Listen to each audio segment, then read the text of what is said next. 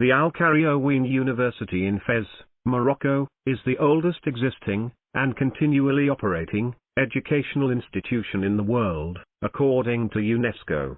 It was founded by a Muslim woman, Fatima Al-Fihri, in 859 AD. That is over 900 years before the US even came into existence, let alone American universities, and even predates Oxford and Cambridge universities.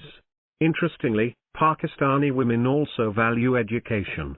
Research shows that when women are part of household decision-making, households tend to spend more on young girls' education than the average household. There are countless studies conducted worldwide that point to a direct connection between women's education, women in the workforce, and the growth and development of the country. How does Pakistan fare?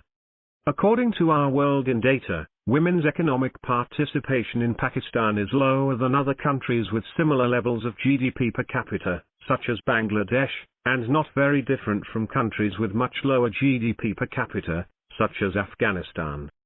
Economic participation by women in Pakistan is currently a third that of the men.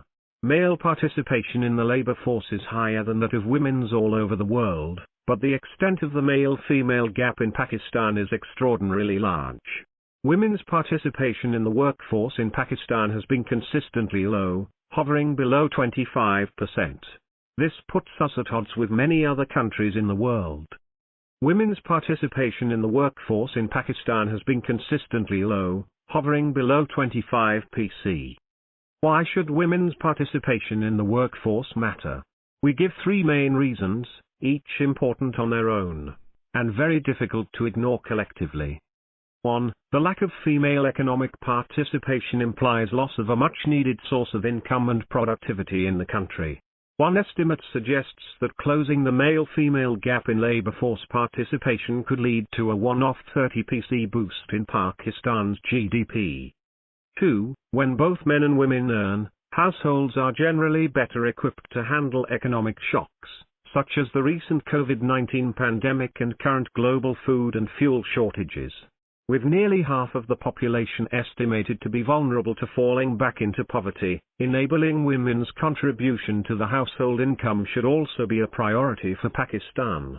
This will be even more important as Pakistan faces future climate-related disasters, given it is expected to be one of the top 10 countries most affected by climate change. 3. Beyond economic benefits, female employment has proven developmental impacts for the women and their dependents, and ultimately for the country. Data shows that working women in Pakistan are more likely to have a say in household consumption decisions, such as how much money goes towards education, as well as their own health decisions, including the use of contraceptives. Given the current discussion on population control, this has important policy implications for Pakistan.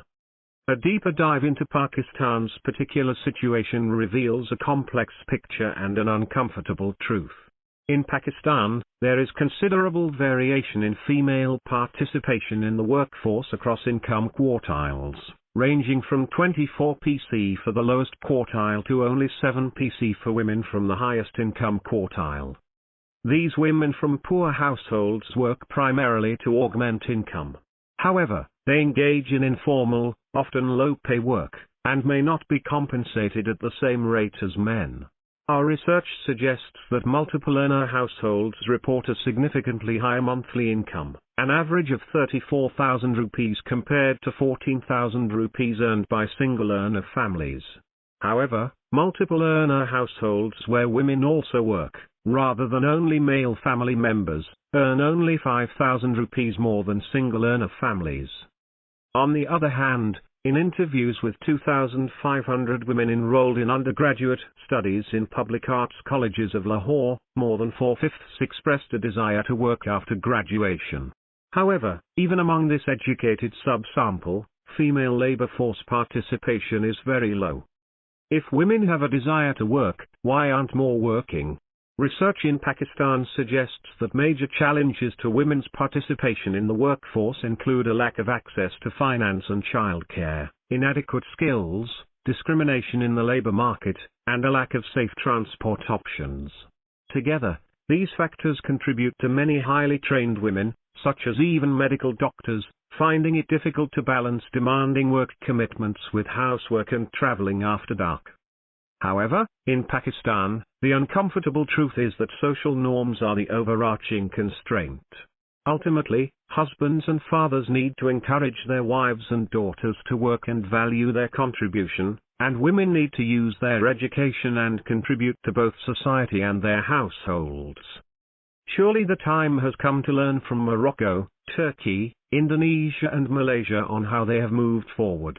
The Quaid's wise words, delivered at a Liga in 1944, sum it up best: no nation can rise to the height of glory, unless women are side by side with you.